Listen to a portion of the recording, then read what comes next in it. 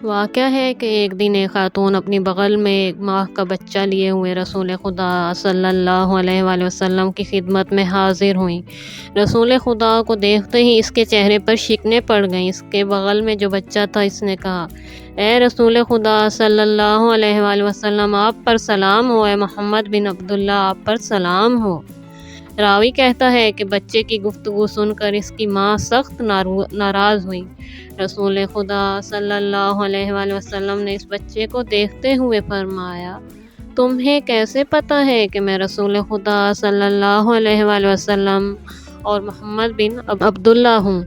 بچے نے کہا: پروردگار عالم اور روح الامین جبرائیل علیہ السلام نے مجھے یہ سبق دیا ہے۔ حضرت جبرائیل علیہ السلام آپ کے سر مبارک پر موجود ہیں اور آپ کو دیکھ رہے ہیں۔ جبرائیل علیہ السلام نے کہا: بچے کا یہ عمل آپ کی نبوت کی تصدیق اور آپ کی نبوت پر دلیل ہے، یہاں تک کہ آپ کے خاندان کے تمام لوگ آپ پر ایمان لے آئیں گے۔ رسول خدا اس بچے کی طرف دیکھ کر فرماتے ہیں: تمہارا نام کیا ہے؟ بچے نے عرض کیا: میرا نام عبدالعزی رکھا ہے، لیکن میں اس کو نہیں مانتا ہوں۔ یا رسول اللہ صلی اللہ علیہ وآلہ وسلم، آپ میرے لیے کوئی نام منتخب کریں۔ رسول خدا نے فرمایا: تمہارا نام عبداللہ ہے۔ بچے نے عرض کی: یا رسول اللہ، اللہ تعالیٰ کی بارگاہ میں درخواست کریں کہ مجھے بہشت میں آپ کے خادموں میں سے قرار دیں۔ جبرائیل علیہ السلام نے کہا: خدا سے مانگو، وہ تمہاری خواہش پوری کرے گا۔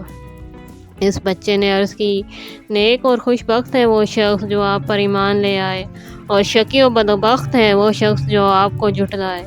اس عورت کے اس بچے نے فریاد کی اور دنیا سے چل بسا۔ بچے کی ماں نے رسول خدا صلی اللہ علیہ وآلہ وسلم کی طرف دیکھا اور کہا: یا رسول اللہ، میرے ماں باپ آپ پر قربان ہوں۔ میں نے جب تک آپ میں نبوت کی نشانیاں نہیں دیکھیں، آپ کو جھٹلاتی رہی ہوں، لیکن اب چونکہ میں دیکھ چکی ہوں، لہٰذا گواہی دیتی ہوں کہ خداوند متعال کے علاوہ کوئی بھی معبود نہیں ہے اور آپ اللہ کے سچے رسول ہیں۔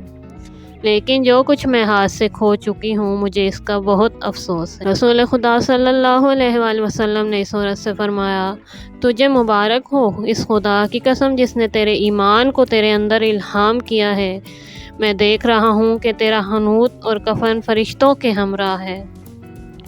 زیادہ وقت نہیں گزرا کہ اس خاتون نے فریاد بلند کی اور اس کی روح بھی پرواز کر گئی۔ پیغمبر خدا صلی اللہ علیہ وآلہ وسلم نے ان دونوں ماں بیٹے پر نماز جنازہ پڑھی اور دونوں کو اکٹھا دفن کر دیا۔ دوستو، اگر آپ کو ویڈیو پسند آئی ہے تو پلیز لائک کیجیے اور چینل کو سبسکرائب کیجیے اور اپنی قیمتی رائے کا اظہار ضرور کیجیے۔ اللہ حافظ۔